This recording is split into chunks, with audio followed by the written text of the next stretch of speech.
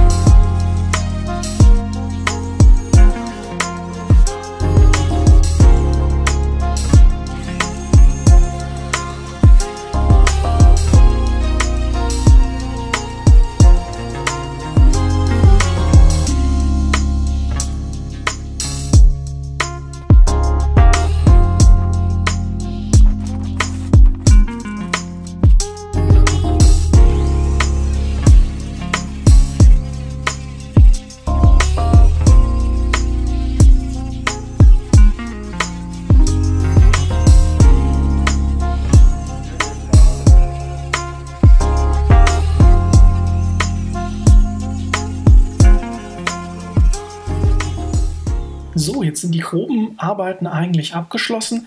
Was ich hier noch sagen möchte ist, wenn ihr ein bisschen empfindlich seid mit Temperatur, wenn ihr hier jetzt mit dem Dremel und dem Schleifaufsatz diese Kanten glättet, kann es sein, dass diese Gummireste relativ warm werden. Ich finde das jetzt nicht so schlimm, aber für jemanden, der da ein bisschen empfindlicher ist, dem würde ich auf jeden Fall Handschuhe empfehlen. Gleiches gilt jetzt auch für dieses feine Nachschleifen der Kanten, was ich jetzt hier mache mit dem Schleifpapier. Dadurch, dass das ja sehr stark erhitzt worden ist, das Plastik, können hier auch scharfe Kanten entstehen. Das heißt, theoretisch kann man sich daran auch schneiden oder verletzen. Wie gesagt, wenn man da ein bisschen empfindlich ist, würde ich auf jeden Fall Handschuhe empfehlen. Ansonsten geht das auch wunderbar mit der Hand, ne? Also einen Finger oder so abschneiden, das wird man da wahrscheinlich nur sehr schwer hinbekommen. Es geht sicherlich irgendwie, ja, aber sollte eigentlich nicht passieren, wenn man keine verrückten Sachen macht. Und jetzt, wie gesagt, gehe ich eben im letzten Schritt nochmal her und arbeite die ganzen Kanten fein säuberlich mit einem Schleifpapier nach. Einfach, weil ich hier nochmal etwas genauer arbeiten kann und auch nochmal ein bisschen feiner bin von der Körnung.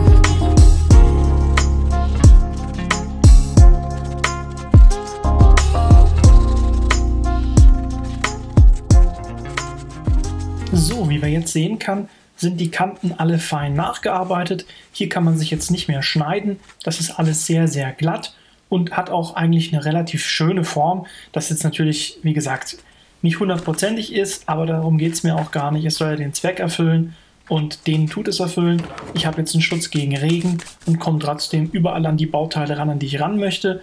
So ist das klasse. Hier jetzt nochmal kurz für euch zur Info: mit so einer 10er Nuss könnt ihr diese Verriegelungsschrauben hier ganz einfach lösen. Die dreht man einfach immer nur im 45 Grad Winkel vom Pfeil weg bzw. zum Verriegeln zum Pfeil hin. Von oben sieht man das jetzt hier schön, immer nur 45 Grad. Und das Ganze zeige ich euch jetzt auch noch einmal von der Rückseite. Dort sind dann eben diese Nasen befestigt, die diese Verriegelung einleiten. Ich habe das Ganze jetzt auch nochmal geputzt, so sieht es nochmal ein bisschen schicker aus.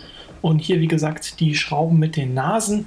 Und auf der Rückseite sieht man eben diese Nasen und die drehen sich lediglich um 45 Grad und verriegeln dann diese Abdeckung, sodass sie nicht mehr wegrutschen kann und das Ganze befestigt ist. Das sind nicht die einzigen Punkte, an denen diese Abdeckung hier befestigt wird. Es gibt ja auch noch diesen kleinen Spreizniet, der ganz außen am Kotflügel sitzt. Das ist der mich am meisten gestört hat, wenn ich das wechseln wollte. Und deswegen habe ich mich auch entschieden, hier eben diese Öffnungen zu bohren, damit ich da wunderbar an alle Bauteile rankomme. Jetzt springen wir hier zum Auto und ich verbaue die beiden Abdeckungen wieder. Wie man sehen kann, man kommt jetzt wunderbar an die Teile ran, um eben die Wartungsarbeiten ausführen zu können. Und genauso habe ich mir das vorgestellt. So muss das sein.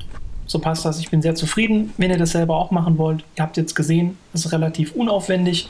Ihr könnt das sogar noch deutlich feiner machen als ich, indem ihr das eben noch ein bisschen genauer abmesst und zum Beispiel ein Viereck ausschneidet oder noch rundere Kanten macht in einem speziellen Winkel. Da sind keine Grenzen gesetzt. Jetzt noch ein paar Bilder, wie es aussieht, und ich hoffe, es hat euch gefallen. Bis zum nächsten Mal. Ciao!